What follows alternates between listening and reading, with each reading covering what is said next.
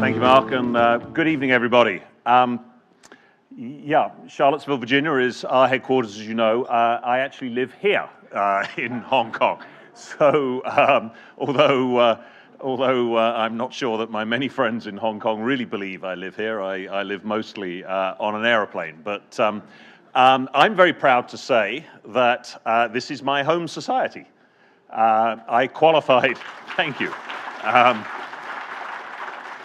I didn't qualify all that many years ago. I took the CFA in 2000, or I passed the CFA exam in 2001 here in Hong Kong. I did all three levels here in Hong Kong, passed in 2001, and I've been a proud member of the HKSFA for the last 16 years. So this means a lot to me too.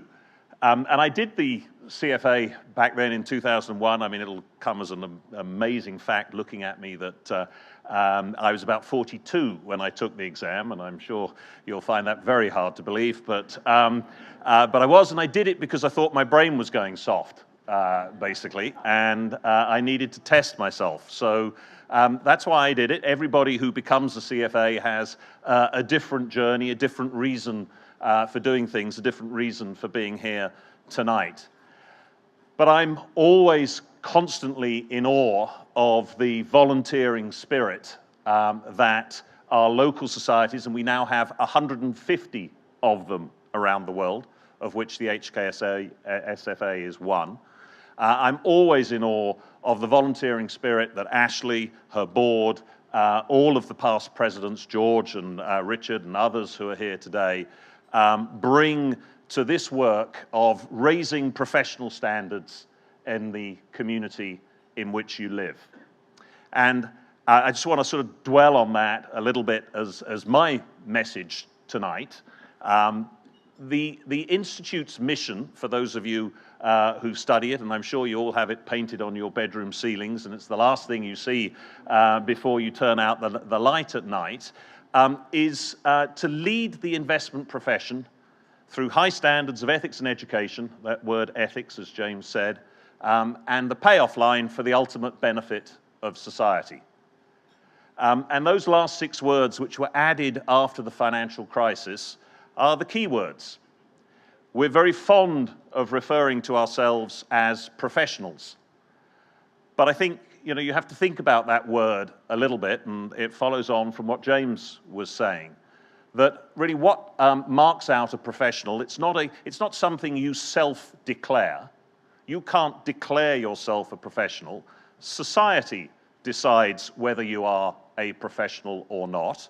And the criterion that society uses for professionalism is whether you do something that society values or not.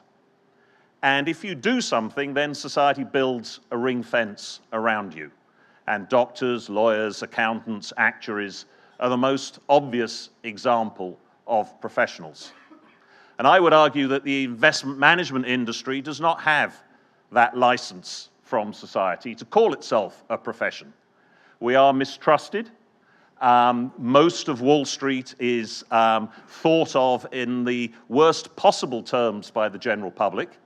And we must remember, to James's point, that leads to increasing invasive regulation that prevents us innovating, prevents us bringing our skills to our clients, and prevents us from having enjoyable and sustainable careers.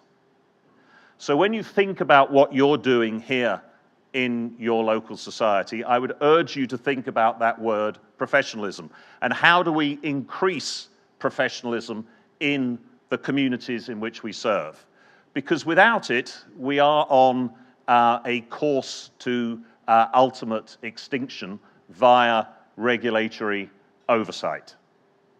And the reason I say that is simply because what we do for a living is very simple.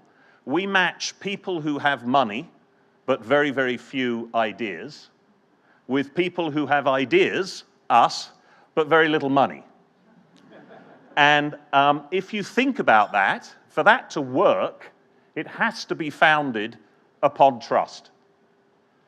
And trust obviously is founded upon integrity, and integrity is just another word, as James said, for ethics, which has always been core to the CFA. So raising professionalism in your community is enlightened self-interest. And contributing to that through your engagement with your local society here in Hong Kong is the best way that you can build a profession. And when I think about the next 25 years here in Hong Kong, and I, like James, certainly won't be around to see all of those 25 years, but when I think about those 25 years, I think, well, we've got a wonderful platform here. We've got, over 6,000 members.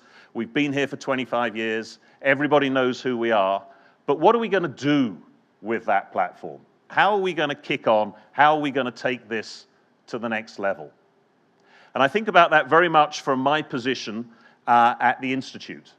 What can I do in these 150 communities that we serve, 150,000 members around the world?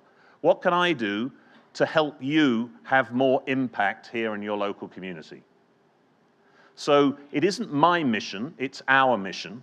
And my job is to help funnel resources into your local society so that you can have the maximum possible impact on the community in which you serve. By working with regulators, for sure, by working with the businesses that employ you all, by working with universities, by working with the general public, to talk about how we can improve the quality of the investment profession here in Hong Kong so that it truly serves each member of society and floats all boats in Hong Kong and not just our own as professionals.